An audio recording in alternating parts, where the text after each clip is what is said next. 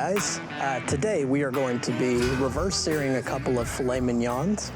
One of them I'm going to be wrapping in sugar maple jalapeno bacon, just to give it, a little bit more flavor. And I love me a bacon wrap filet, so I picked a nice one up from my local butcher's market, and we're going to be reverse searing them using pretty much the same method we used in the ribeye video. So stay tuned and we'll get that going.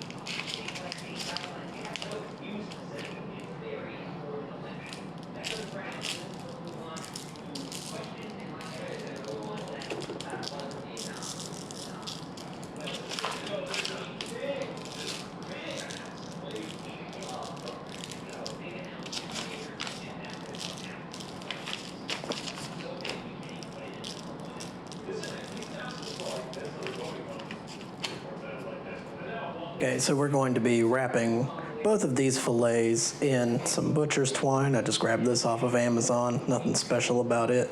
We're just gonna try and get them into a nice circular shape with a uniform width, and also this will help hold on the bacon. We're only gonna be bacon wrapping this fillet. We're not gonna be wrapping that one, as the person who is eating that fillet does not wanna eat bacon.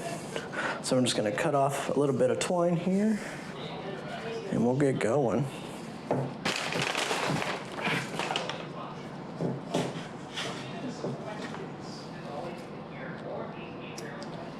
All right, so wrapping the first fillet here.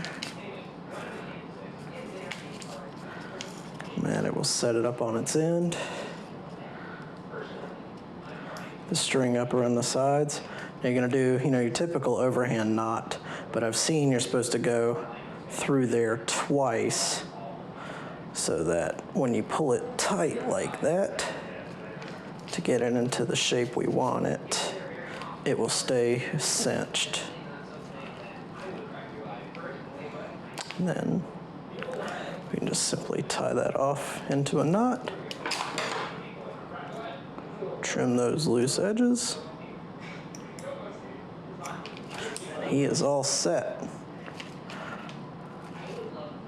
Let's get that other guy going.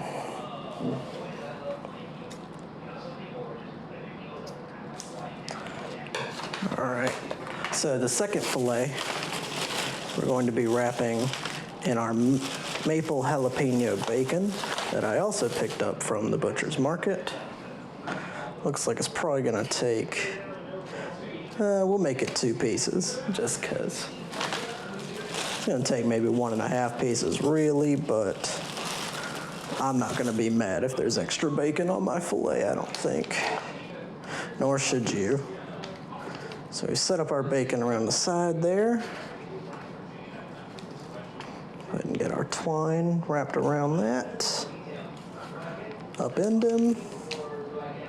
And do the same knot we did just there. Left over right, wrapping twice. Make sure that bacon is on tight. And we will. Just want to make sure we get it good, because once that's tied, there's not going to be much I'm going to be able to do to it. And tie it tight. And trim it up. Hopefully that will hold together while we grill. I've never done anything like that before, but there's our 2 wrapped up fillets. One of them's just kind of wrapped for looks and to get an even kind of side here to grill on. The other one obviously wrapped to keep that maple jalapeno bacon on there nice and sturdy. So let's go, guys. So we're getting the grill started for this. So I'm going to attempt to reverse sear both of these fillets. So we've got our basket prep just like we did for the previous reverse sear video. If you haven't seen that one, go check that one out. Didn't do as much voiceover, but it was kind of a proof of concept. See if I could get into this whole grilling video thing. But I prepared 2 baskets of unlit briquettes, mainly for the part where I was searing last time and I was just not impressed with how hot the grill was. So I'm hoping by putting some more charcoal in here, when we get to the searing part, I'm going to stir them all in together and get them really screaming hot. But so I've prepped our charcoal chimney here with just a few briquettes. Once those get good and ashed over, we're going to move them over to that left basket, and then we'll begin low and slow cooking those fillets that we wrapped earlier. So let's get that chimney going.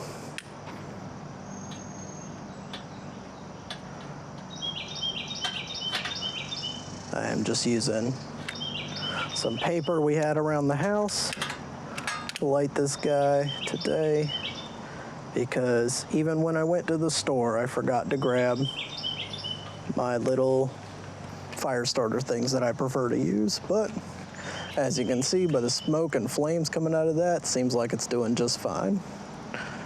So we'll give those coals about 15 minutes to begin ashing over. These coals are ashed over, so I'm going to get a shot of those coals. We're going to go ahead and dump those onto one side of my unlit. And so just like in the ribeye video, these guys are going to slowly burn their way down. I lit a few more of those than I'm planning to, but that's okay. Grilling is an art, not a science. And I'm not very good at art. So, get these spread out in this basket here. Just kind of make the whole top layer lit coals, and it'll slowly work its way down to the unlit coals there. That looks good enough to me. So, we're gonna get the cooking grate back on. Give him a moment to heat up while we prep our steaks. So we get our fillets prepped. So we've already seasoned them, we've wrapped them in bacon, those that are being wrapped, and we've sealed them with butcher's twine. So I'm going to take my probe thermometer, just like we did in the ribeye video. I'm gonna stick it into the smaller of these 2 fillets. That is already incredibly tender, hashtag tender. I've set my thermometer at 125, just like we've done in previous videos, and so that'll let me know when it's going off. Right now, the steak's sitting at about 53, so let's go ahead and get these on the grill.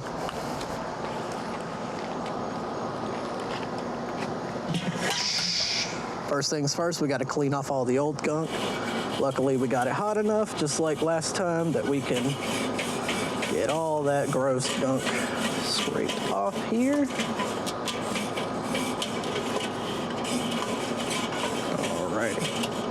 Good enough. I'm gonna take my fillets here.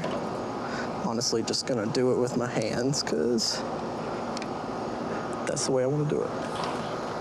So 1, do him there. And we'll set this big boy. Hashtag big boy. You heard it here right there next to him. And go ahead and put that lid right back on there. Hold on, can we lift that back up? Can we get a money shot of those steaks? Yeah. Right on. This. That's it, boys. Got a couple of hashtag big boys right here. What I'm gonna do is we're gonna do some temperature control just like we did with the ribeye. I'm gonna take my vents here and get them only partially open. And we're gonna come up to these top vents. Do the same kind of deal here. Put them about half open, that'll be fine. We're gonna try and keep it low and slow until we cook both those steaks up to about 125 internal. Thing on there and going, and y'all boys know me, you know I love my hickory chunks. So we're gonna add a couple of hickory chunks to the lit coals to get a lot of smoke going, because I'm not thrilled with the amount of smoke that's coming out of here. I need more smoke. So we're gonna pop open the grill here real fast.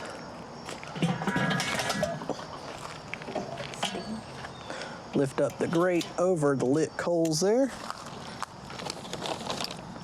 It's just, look at that guy. It's a big boy. We're just gonna put him, I don't even know he'll fit. We're not gonna put him.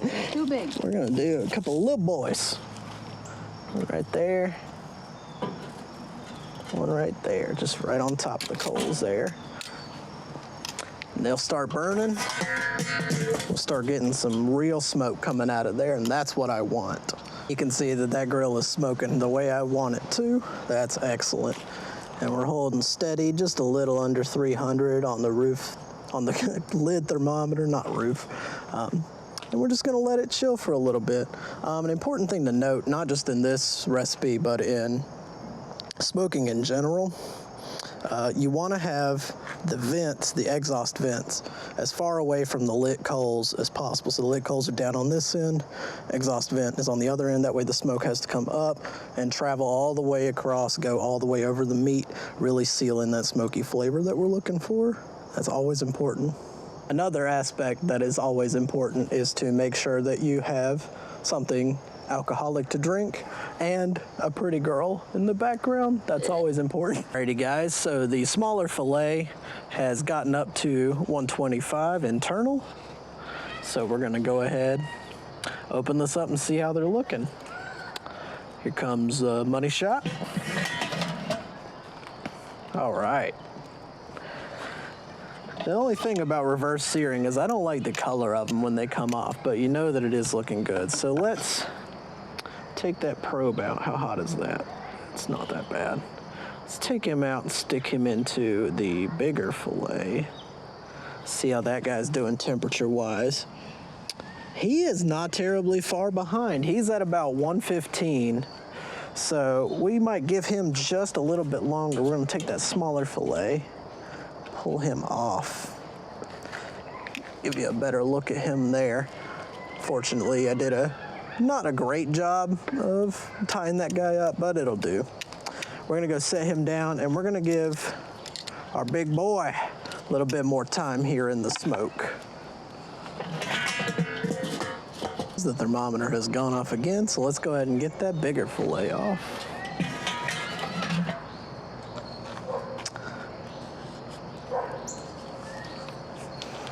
Thank you. All right. Go ahead and grab him off. I'll need that thermometer right now, so pick him out. Boy, he's juicy. Give him that. Get a better shot of both of them together. I promise you they're closer in size than they look, but right now that boy looks like a monster. And so the next stage, we're gonna get these ready to sear, and that way we can get a nice crust on the outside here and cook that bacon thoroughly. Those steaks off and put them under foil. Now let's get this grill ready to sear. So this is going to be difficult, but doable.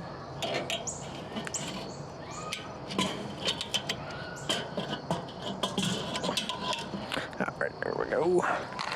take our cooking grate off there. And I'm honestly just going to pick these up, dump them right here in the middle.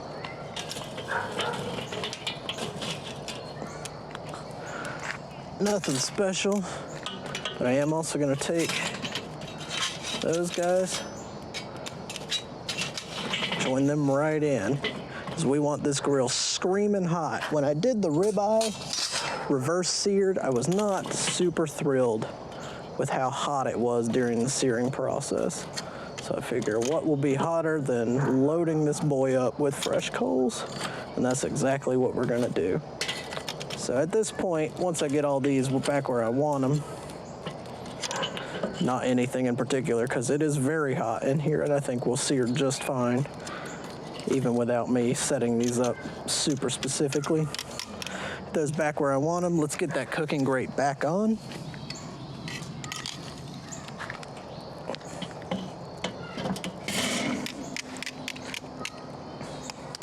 And put the lid back on, and I'm gonna make sure that I open these vents all the way up on the far side, those vents there, and I'm also going to open these vents underneath so that they are wide open and we've got heat and oxygen screaming through this guy. The idea here is we pulled the steaks off while these coals are getting heated up. We're gonna let them sit and they're gonna drop about 10 degrees. In that time, we're gonna get these coals up to where they are screaming hot, and then we can transfer the steaks back to the grill. And that way, while we're cooking and getting a nice crust on the outside, we're not making the inside any hotter than we want it to be, because we were trying to keep these about a medium rare to medium. And we also want to use that time that we're searing to cook the bacon on the one fillet. That's important. I'm also going to be coating it with some olive oil just to try and get a nice crust on the outside of them and make them look a lot prettier than they do right now. So right now they're fully cooked, but we want them to look beautiful. Lid off and taking the center grate out and open the lid up. And we're just going to let those sit there and have all the oxygen they need to get up to temperature. I figured that'll be a little bit faster. I'm gonna try and get these done before the sun goes down completely. That's the one downside to cooking after work, is you gotta wait till work's done, and as it gets to be fall and winter, the sun goes down a lot sooner. Still waiting on those coals to heat up, because I put on quite a few of them. But you know what they say, go big or go home. Unfortunately, I went big, and so we gotta wait on those to ash over before we're ready to begin our searing. That's fine. That'll give us more time for them to slow down a little bit, so we don't have to worry about messing anything up when we go to sear. But I also wanted to record to show you just this little guy right here in the backyard. Ever since I moved to Raleigh, these bunnies have zero fear. They will come right up next to you. He can't be more than 20 feet away from me right now. And I've been sitting here talking, recording, grilling, smoking meat, drinking, talking with Abby, everything. He doesn't care. Doesn't care one bit. He's just gonna sit here and eat grass. Coals are definitely hot. They are screaming hot right now. They're not quite as ashed over as we need them to be. You can still see a little bit of black there on some of those coals, but they are definitely hot enough that we can put this cooking grate back on. So let's go ahead and do that. Drop him back on. I'm gonna go ahead and shut this. We're gonna let that preheat back up. It's screaming hot though, so just in a few minutes we'll be ready to go to get searing on sear. I think that's ready to go. Oh yeah, that's ready. All right, so the first thing I'm gonna do is I've got a bowl of olive oil here, and I'm just gonna brush it on these guys pretty heavily on each side. So there we go. Just get a ton of that on the surface of each of these. Right here, I'm gonna put this side that I'm getting, I'm gonna put it down first, right over the coals. Hopefully sear that in, get a nice crust on it. Also gonna put some around that bacon on the big boy. Hashtag big boy. All right, let's get them on. Here we go. Telling the truth. It is screaming hot though. Ooh, I hope y'all are getting that sizzling, because that's exactly what I wanted. It's definitely, thank you, definitely what I'm looking for.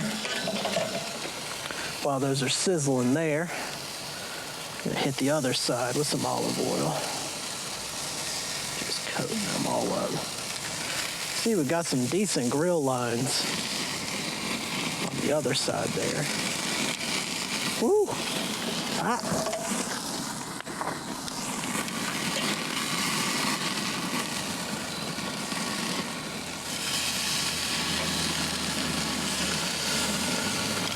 That's what I wanted last time. Some of that flare up. That's really what's going to give us that crust that we're looking for. Now what I'm going to try to do, I'm not very good at it, but I'm going to try to rotate these little bits at a time to get some nice pretty grill marks on them. But I am no expert. Woo! Now the big one does have nice grill lines at the moment. Assuming I don't mess those up, those will look really pretty here in a minute. But I want those flames to come up and lick the outside and really seal in that crust there. So that is perfect. That's exactly what I'm looking for. So I'm gonna pick these up and just rotate them ever so slightly on the grates there. Woo! Definitely getting some flames. So we cannot keep these on very long at all, or we're gonna end up with a burnt outside.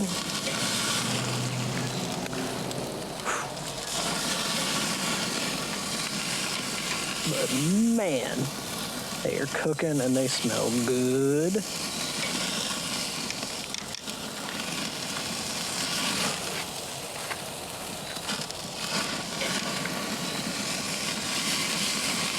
This is working much faster and much better than the last time I did this with the ribeye.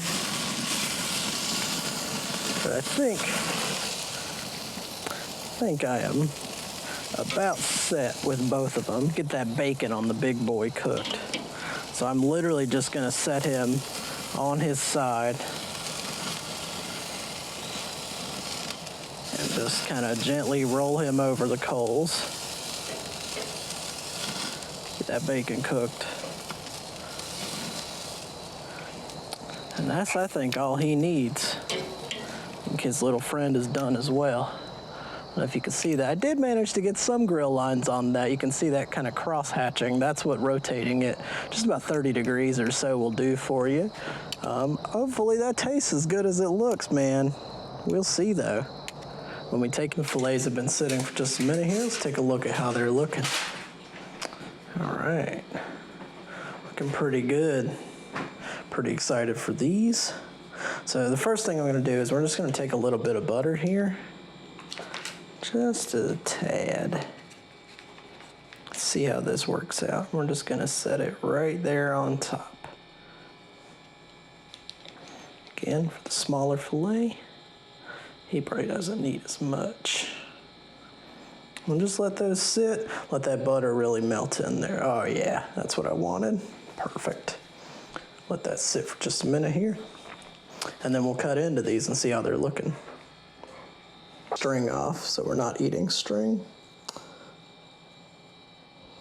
So, find the twine, get down in there,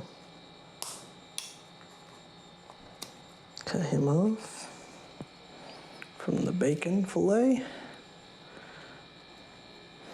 Doesn't look like he did too much there at the end, but that's okay. And we'll cut the string on the other fillet. Remove him. All right. In that process, looks like we both lost our butter. So I'll take a fork and a knife here, pick our butter back up, and just spread it on top of these guys here. That'll work for me. I'm not terribly picky about my butter.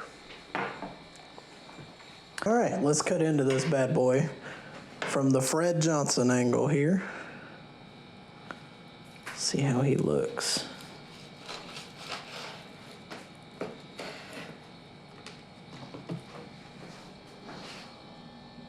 That looks perfect to me. Looking good. So here's the piece we've cut off. Looks like I got it the perfect temperature that I wanted it. We've got a little bit of our Sugar Maple Jalapeno bacon. Nice good crust on the outside, decent grill lines. That's the best I've ever done with grill lines. Now the only thing left to do, so try it out.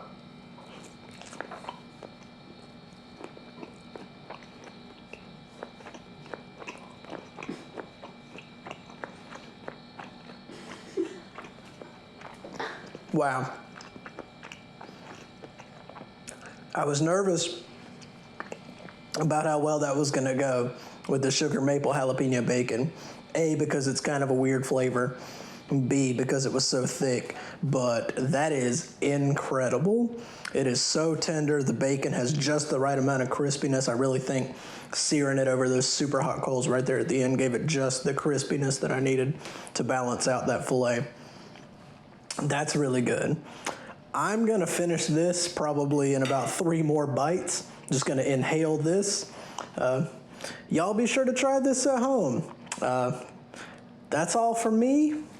Remember guys, support your local butcher shops, drink local beer, smoke meat, and go Cats.